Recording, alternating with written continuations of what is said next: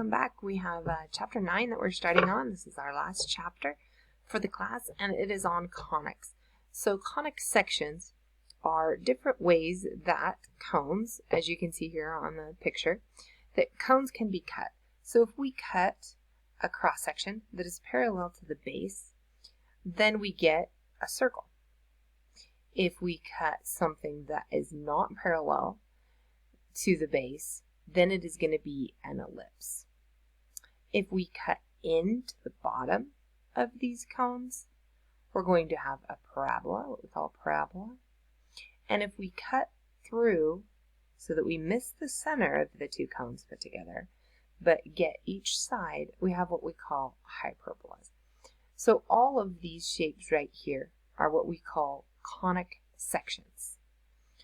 In those conic sections, we can get circles, ellipses, parabolas, and hyperbolas.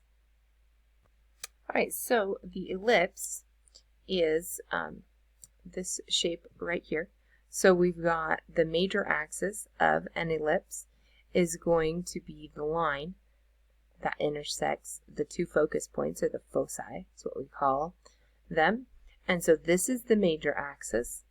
The vertices are going to be the points on the major axis, and the endpoints, I guess I should call them, are the vertices. So the vertices are on the major axis. And then the major axis length is the total distance from one vertice to the next. Alright, so we don't have our ellipse on here anymore, but let's go ahead and draw an ellipse here real quick. Nice one. Alright, so our center is always going to be the very middle, halfway between the foci and halfway between the vertices. The minor axis is going to be the axis that opens this way, so the endpoints that go through the center but do not hit the foci. The minor axis endpoints are going to be here and here, and that's what we also call the co-vertices. The minor axis length is going to be the distance between the co-vertices. Okay, so here is a picture that shows all of that put together. The ellipse is facing the other direction now, but same idea. So we've got the foci that are in the within the ellipse. The vertices are the endpoints on the line that include the foci. The minor endpoints, sometimes called co-vertices, are on the shorter endpoints that do not include the foci. It's also called the minor axis. Okay, so moving on. This is our format of our equation. So this is going to follow depending on if we have a horizontal. So we're going to call this a horizontal ellipse, and we're going to call this one a vertical ellipse. So for our standard equation, we have x squared over a squared plus y squared over b squared equals 1. So notice that this is going to be centered at 0. Okay, so centered at 0.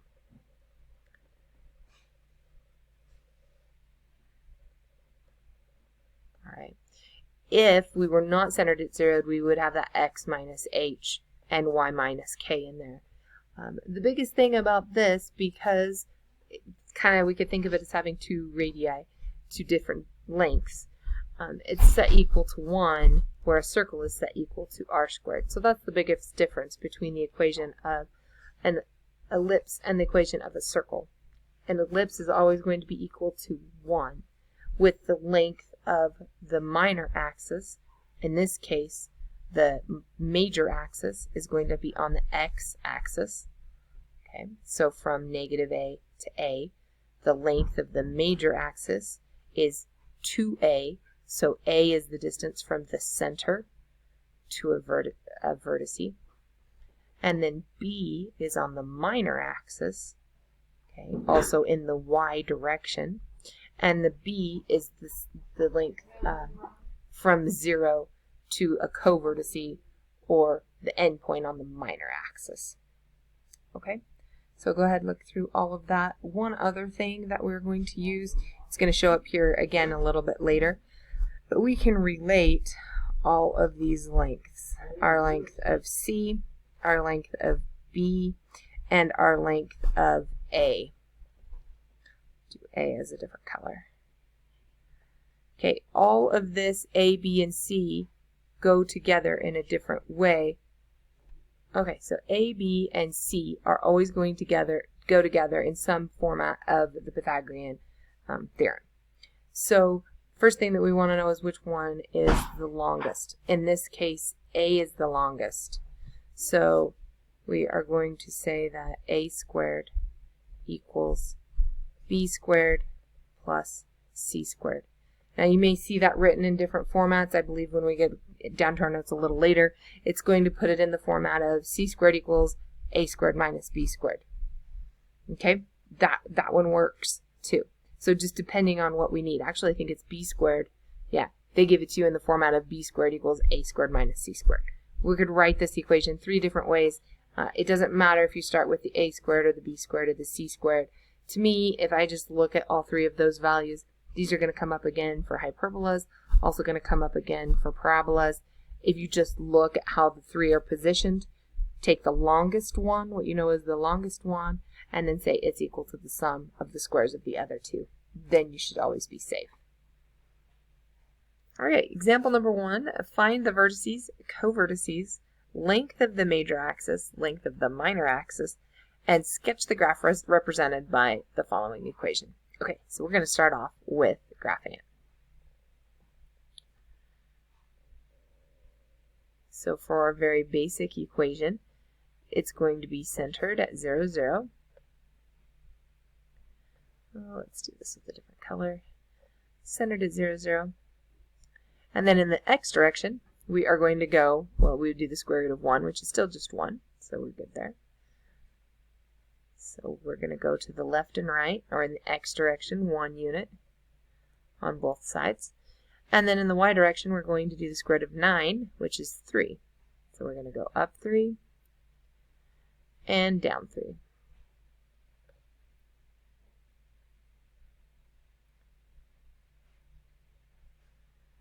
Okay, so that's what our ellipse is going to look like. Whoa. Alright, so there's our ellipse. And so what do we need to know? We need to know what our covertices are. I'm just going to label them right here on our picture. Our covertices are going to be at 1, 0, and negative 1, 0.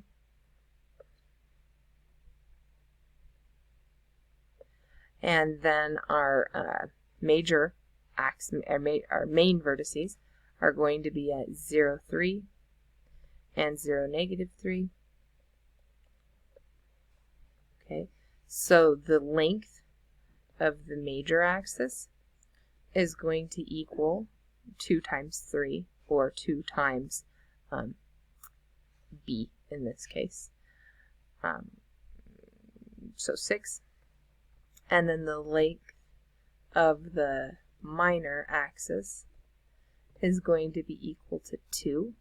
So when we look at those lengths of those axes, we want to go all the way from one vertice to the next. So did we get everything? Vertices and the covertices, we listed all of those. We've got the length of the major and length of the minor axis, and we sketched our graph. So that's all we need to do for example number 1. Alright, now we're going to look at the information when we are not centered at 0, 0. So like we talked about before, now we're going to have the x minus h, y minus k in there. Same thing when we are doing horizontal or vertical vertices.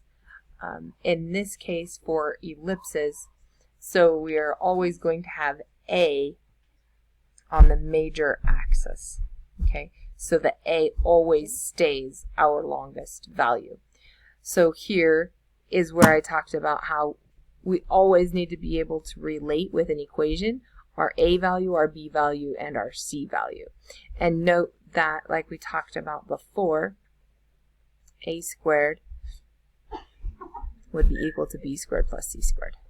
So either one of these two equations are good to use. All right, so A, always the longest length. Okay, A will always be on the major axis. B will always be on the minor axis, half of the length. And then C is always the distance from the center to the foci.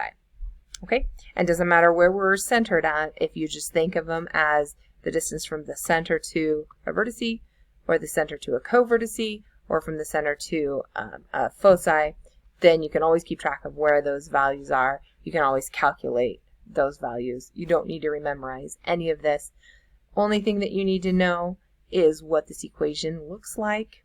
Know that A is always on the major axis, the longest length, and that and this equation right here, A squared equals B squared plus C squared.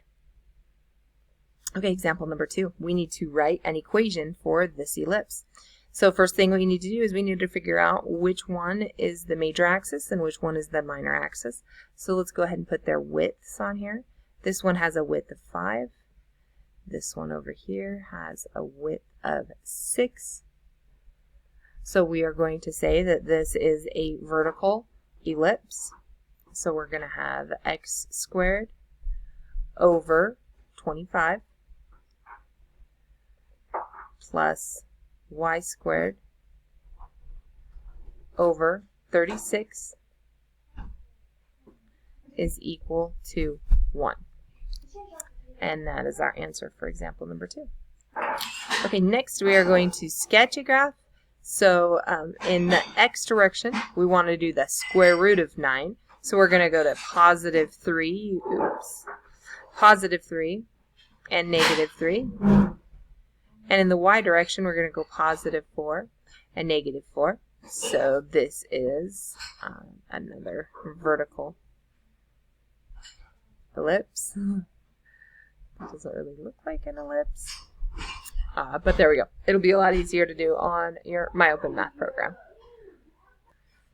All right, so now we need to match these. So I'm going to just go ahead and write down a few things here, at least go through and write down what our center is. So this one has a center of 3, negative 1. Here we have a center of negative 3, 1, 3, positive 1, and negative 3, negative 1.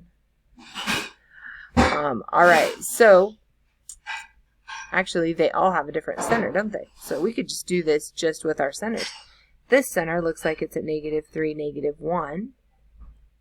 Okay, so those two go together. Now this one looks like it has a center of negative 3, positive 1. So negative 3, positive 1 is going to go here. No. Yeah, that was negative 3, positive 1. Whew. Okay, and then this one's going to be 3, negative 1. Yeah, positive 3, negative 1. So positive 3, negative 1 is going to go here. And then this one has positive 3, positive 1 center. Okay, and that'll give you enough information to do example number 4. For example number 5, we need to find the center and all of the vertices, so that means our major vertices and what we call our co-vertices. So our center, easy enough, is at 4, 2. And then when we want to find our vertices, so let's start off with our main vertices. Our main vertices are going to be the center plus the square root of this value in whichever direction that is.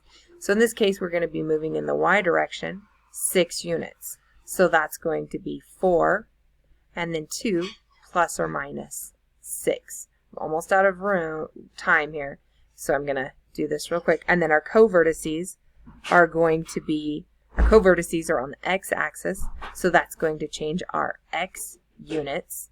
So that's going to be 4 plus or minus 3. And then the 2 will stay there. So 7, 2, and 1, 2. This is going to cut me off, but I'll write as much as I can.